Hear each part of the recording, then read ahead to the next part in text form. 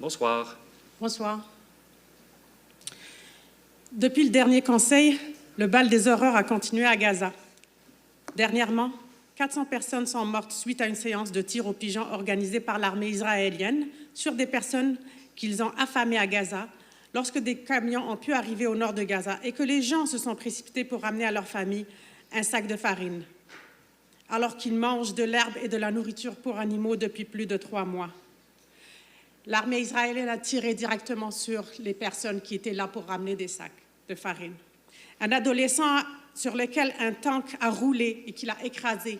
On voyait les traces ensanglantées.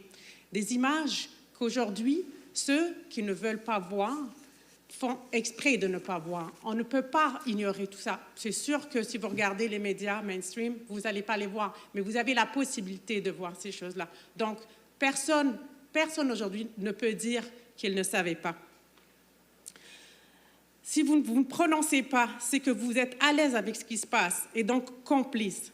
Monsieur le maire, on vous a tendu la perche à la précédente séance en vous appelant à dissocier la ville de Québec des actes islamophobes, tâche indélébile faite par l'attentat contre la mosquée, contre le CCIQ. En prenant une position neutre, on vous a appelé à prendre une position neutre de cessez-le-feu, alors que tous les arguments qui ont été avancés par la ville, par les personnes à qui on a posé, ont été défaits, que ce soit par d'autres villes qui ont fait cet acte courageux, que ce soit au niveau de la mairesse de la ville de Montréal qui s'est prononcée, elle, en décembre, pour un cessez-le-feu. Et je vais avoir besoin de votre question. Vous êtes déjà rendu à 1 minute 40 et il y a beaucoup de gens. Parfait, merci. Je vais ramener avec moi des livres que je vais distribuer aux maires, aux maires et aux autres présidents des partis, pour ne pas dire qu'ils ne savaient pas. On va vous aider à savoir plus. Pas de problème. Vous allez pouvoir les donner à M. Hébert qui va les acheminer au greffe. Parfait, merci. Donc, ma question aujourd'hui, c'est, Monsieur le maire, allez-vous vous prononcer pour un cessez-le-feu aujourd'hui? Merci, Mme Amidou. Je peux reprendre votre siège. Monsieur le maire. Merci, Monsieur le Président. Je ne pense pas qu'on peut penser que les gens ici sont complices. Je ne pense pas qu'on puisse dire ça. Je ne pense pas qu'on puisse dire non plus que les gens ici ne sont pas sensibles, ne sont pas préoccupés.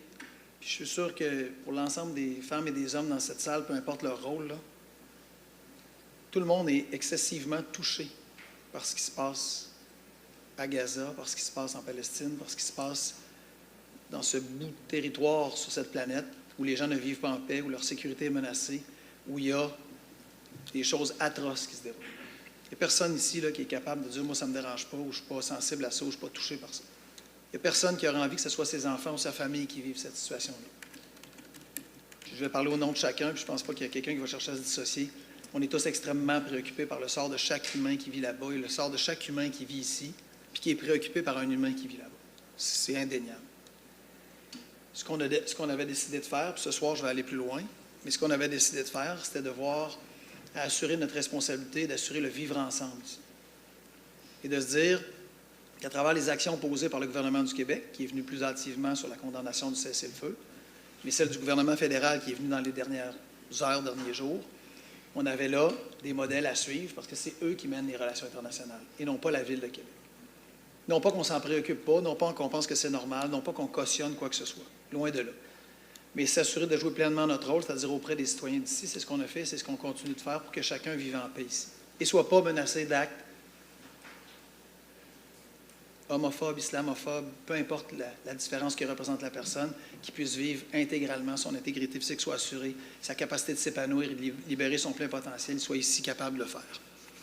Mais puisque le gouvernement canadien dernièrement et le gouvernement québécois il y a un peu plus longtemps, aujourd'hui, je vais annoncer qu'on va joindre notre voix, et je vais joindre la mienne comme maire de Québec à celle de l'Assemblée nationale, de la Chambre des communes, afin de dire qu'on réclame un cessez-le-feu humanitaire à Gaza et qu'on réclame également la libération des otages.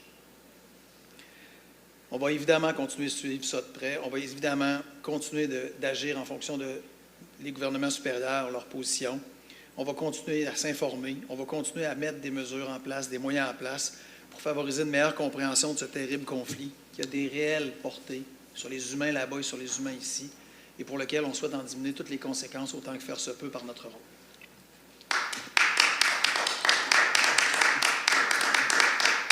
Merci, Monsieur le maire. Nous allons poursuivre avec Monsieur Michel Masse.